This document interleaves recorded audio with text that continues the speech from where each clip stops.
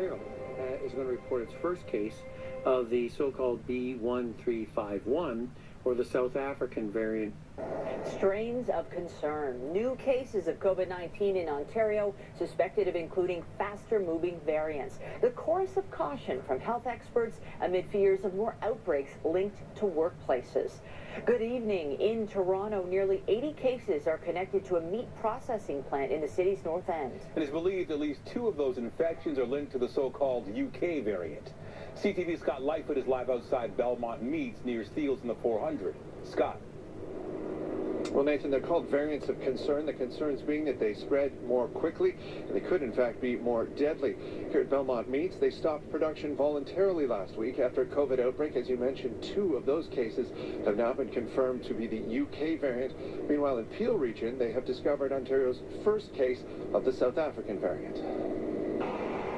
Work has been voluntarily halted at this North York meatpacking plant after a COVID-19 outbreak that has now been confirmed in 78 people.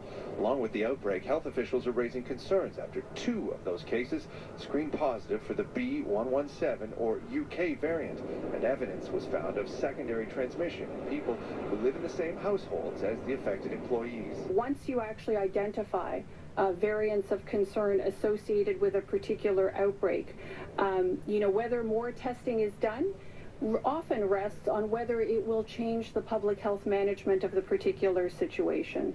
In York Region, officials have confirmed 39 cases of the UK variant from 24 different households. 3 of those cases were found in children under the age of 9, and 6 of those cases have been linked to travel. And the news comes on the same day as Ontario announced the first case of another variant of concern found in this province. Ontario is going to report its first case of the so-called B1351, or the South African variant of concern in Ontario. This was detected in a resident in Peel region. Officials say the patient is a man from Mississauga who is recovering at home. They say he has no history of travel, which leads them to believe the South African variant was acquired in the community.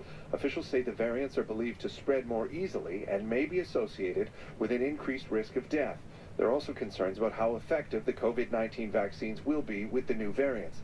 Health officials say the arrival of these variants in the local community show the need to continue practicing distancing and limiting social interactions. Now that we are identifying these variants, both B117 as well as B1351 now in our community, that we really need to remain vigilant and continue to practice precautions as we're hoping for vaccines to start coming in greater supply, hopefully in the spring. And officials in Peel region also confirming they have had 6 cases of the UK variant there. Officials across Ontario expect the number of confirmed variant cases will increase as Public Health Ontario ramps up its genomic variant testing on the various variants. Reporting live in North York, I'm Scott Lightfoot. Nathan, back to you. All right, thank you, Scott. Those new variant cases come as the province records fewer than 2,000 new infections. Here are the newest figures from Public Health Ontario. 1,969 additional infections are logged in the most recent update. That brings the total number of cases over the course of the pandemic to more than 270,000. 36 more deaths are linked to the virus, putting that figure at 6,224. And nearly 245,000 cases are now considered resolved. When it comes to the regional breakdown, 961 new cases are reported in the city of Toronto, although some of that is the result of a data catch-up. Peel region has 330 new cases, while York region has 128.